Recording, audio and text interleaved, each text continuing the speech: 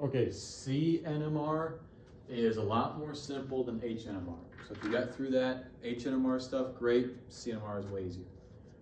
What we're gonna do first, what you're gonna do is name this. Then we're gonna go through Cnmr together, it's simple. And then after you watch Hnmr, you should be able to make or expect about what that spec should look like, what those should look like. So first thing we're gonna do is name this.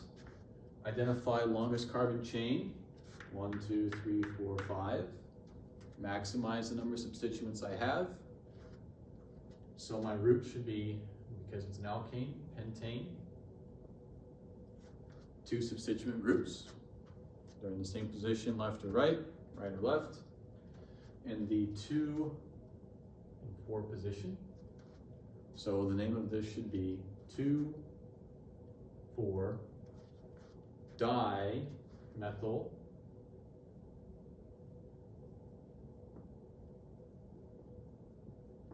pentane.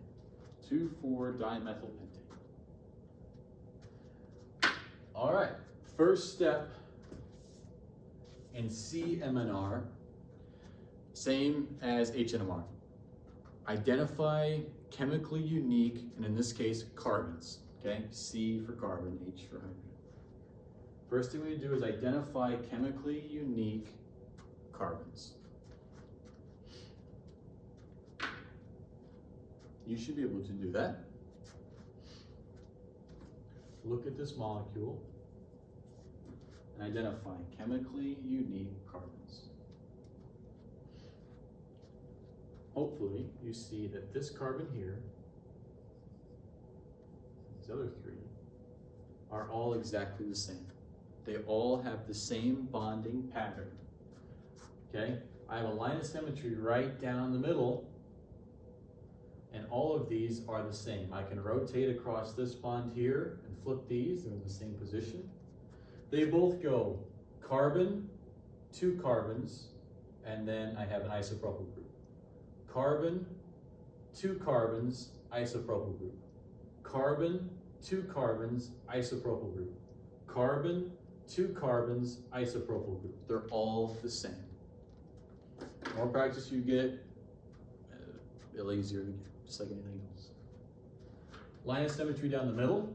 These 2 carbons, purple ones, exactly the same bonding pattern.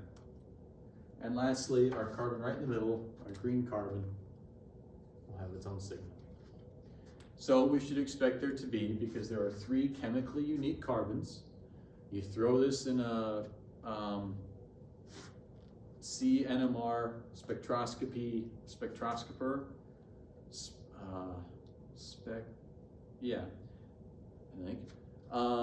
This is gonna, okay, this is rotating, this is spinning, all of these carbons, all of these blue ones are gonna look the same and have the same signal because they are chemically and oriented in the same manner.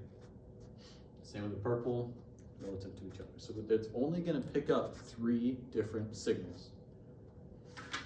What about intensity and splitting? Don't worry about it. Don't worry about it. There might be different intensities with Cnmr, but it's not based on really how many there are. It has to do with the hydrogens directly bonded to them. So don't worry about that. And splitting also doesn't show up. So all we can really do is identify the unique carbons and just go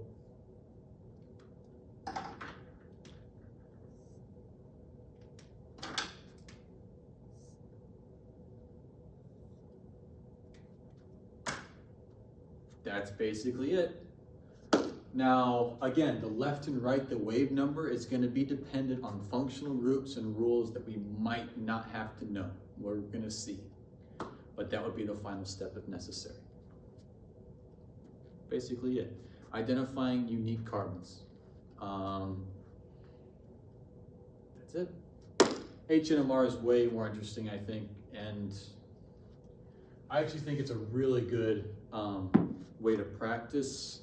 One of the best parts of OChem, because it works like a puzzle. And yeah, it's just not like memorizing There we go. Memorizing reactions or anything like that. So try and do Cnmr on your own. If you don't know what that is, you watch the videos in the wrong order. So go back and watch Cnmr, come back and try this one on your own.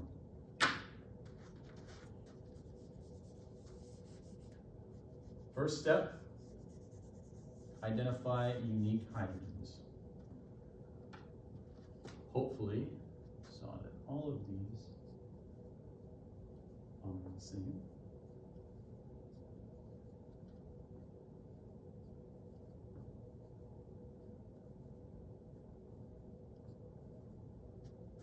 All of these hydrogens are the same. These purple hydrogens are the same. And these green hydrogens are the same. Holy splitting. We're going to get a lot of it. Okay, intensity 3, 6, 9, 12. And again, this is just like a ratio. So 12 blue to 2 purple to 2 green. So we expect there to be 3 signals, 1 really tall one and 2 shorter ones. So signal, or we'll do intensity there, 3 signals, intensity at 12, 2 and 2, and we'll do splitting. I can just choose one blue group and I'll just look at beta hydrogens. Only have 1 beta hydrogen to our blue groups. 1 plus 1 is 2. We should expect that to split into 2.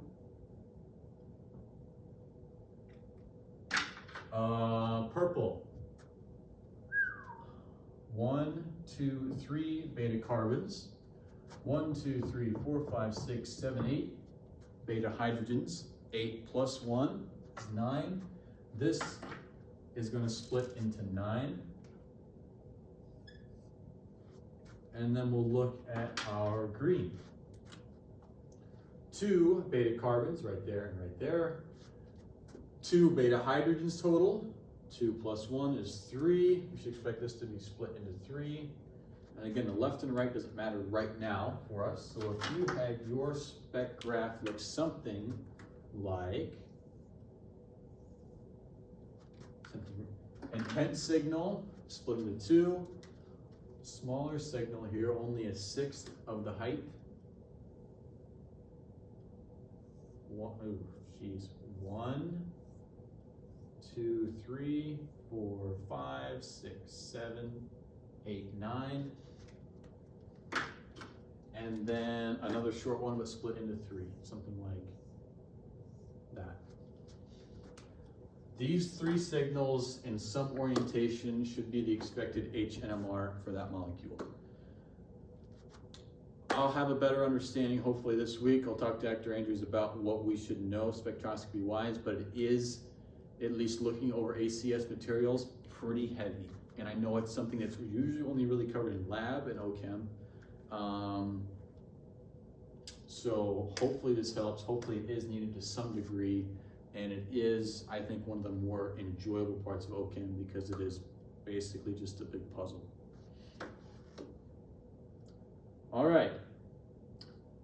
None of this is going to be in the assessment, so don't worry about it too much. I'll have a better idea of how important, to what extent this is important for ACS. So yeah, we'll cover chapter 27, should have more than enough time in SI this week. Monday, Tuesday, Wednesday, Thursday for your assessment on Friday. I'll see you in class Monday.